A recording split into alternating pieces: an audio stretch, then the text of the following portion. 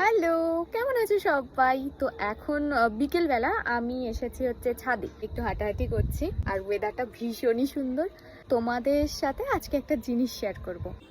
এই যে কতগুলো ফুল এসছে দেখো, এই একটা, এদিকে আছে এই একটা, আর এখানে এইটা মানে হচ্ছিল, হতে হতে আমার মনে হচ্ছে এটা নষ্ট হয়ে গেছে। এবার অনেকগুলো ফুল এসছে গাছে, দেখে তো আমি ভীষণই খুশি হয়ে। এটা আর কি হলো, এরকম লাল লাল কেন হয়ে গেছে?